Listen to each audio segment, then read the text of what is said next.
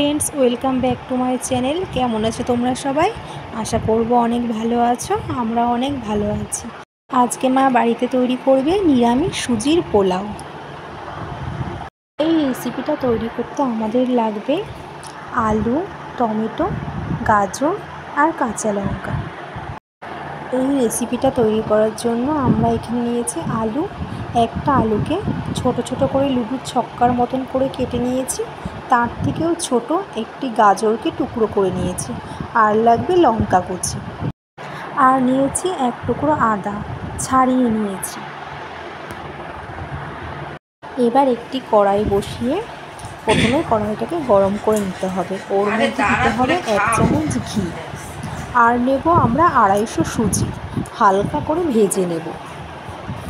সুজিটাকে ভালো করে হালকা করে ভেজে নিতে হবে। আমরা খুন্তি দিয়ে ভালো করে সুজিটাকে ভেজে নিচ্ছি। আমাদের সুজিটা প্রায় ভাজা ভাজা হয়ে গেছে। এবার আমরা একটি পাত্রে তুলে নেব। এবার ওই কড়াইতেই 2 চামচ মতন সাদা তেল দেব। তেলটাকে ভালো করে গরম করে নিতে হবে। এবার ওর মধ্যে অ্যাড করতে হবে গোটা কয়েক বাদামটাকে ভালো করে ভেজে নিতে হবে। আমরা এখানে বাদামগুলিকে ভালো করে তেলে ভেজে নেব। বাদামগুলি ভালো করে হালকা করে ভাজা হচ্ছে। আমরা এখানে ভালো করে নেড়ে চেড়ে বাদামগুলিকে ভেজে নিচ্ছি। একটু লাল লাল হয়ে গেলে আমরা বাদামগুলিকে একটি পাত্রে তুলে নেব। আমাদের এখানে বাদামগুলি ভাজা হয়ে গেছে। আমরা একটি বাটিতে বাদামগুলি তুলে নিয়েছি। তারপর ওই তেলে আলু টুকরোগুলো ভালো করে ভেজে নিতে হবে। আমরা এখানে কড়াইতে আলুর টুকরোগুলি দিয়ে দিয়েছি। এবার আমরা ভালো করে ভেজে নেব। এবার ওর মধ্যে অ্যাড করতে হবে এক এক করে গাজরের টুকরো, লঙ্কা কুচি দিয়ে আবার একটু ভালো করে খুন্তি দিয়ে নেড়ে চেড়ে ভেজে নিতে হবে। একটু ভাজা ভাজা হয়ে গেলে ওর মধ্যে অ্যাড করতে হবে হলুদ, সামান্য লবণ দিয়ে আবার একটু নেড়ে চেড়ে নিতে হবে। আমরা এখানে একটু ভালো করে নেড়ে নেব। আমাদের এখানে ভালো করে একটু নেড়ে নিয়ে ভেজে নিতে হবে লাল লাল করে। একটু ভাজা ভাজা হয়ে গেলে ওর মধ্যে অ্যাড করতে হবে 2টো তেজপাতাগুলি দিয়ে আর একটু নেড়ে চেড়ে নিতে হবে। আলু ও গাজরটা সেদ্ধ হয়ে গেলে ওর মধ্যে অ্যাড করতে হবে কেটে রাখা টমেটোগুলি কড়াইতে দিয়ে একটু নেড়ে চেড়ে নিতে হবে। আমরা এখানে ভালো করে আলু গাজরের সঙ্গে মিক্সড করে নেব টমেটো কুচিগুলি। এবার একটু ভালো করে ভেজে নিতে হবে।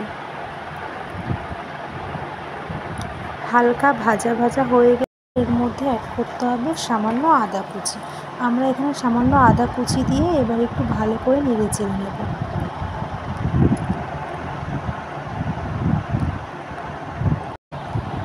এবার এর মধ্যে অ্যাড করতে হবে চিনির পরিমাণটা একটু বেশি দিতে হবে, যেহেতু সুজির পোলাও।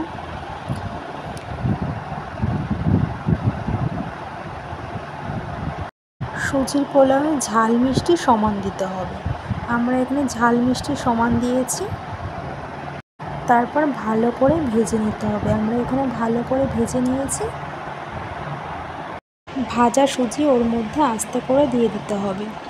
ওর সঙ্গে ভালো করে মিক্সড করে নিতে হবে। এবার অল্প অল্প জল দিয়ে ভালোভাবে নাড়তে হবে, তা না হলে সুজিটা দলা দলা পাকিয়ে যাবে। আমরা এখানে ভালো করে সুজিটা মিক্সড করে নিয়েছি।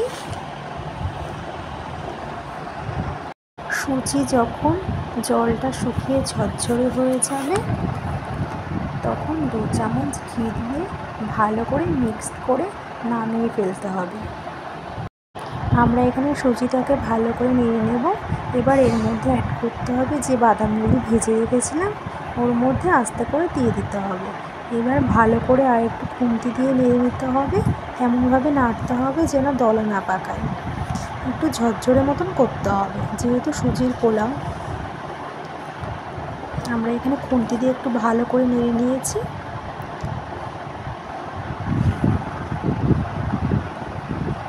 আমাদের সুজির পোলাও হয়ে গেছে।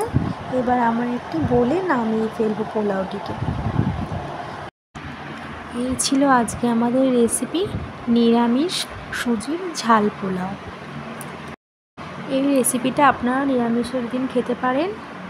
তো কেমন হয়েছে আজকে আমাদের রেসিপিটা অবশ্যই কমেন্ট করে জানিও। যদি ভালো লেগে থাকে অবশ্যই লাইক করে সাবস্ক্রাইব করে পাশে থেকো।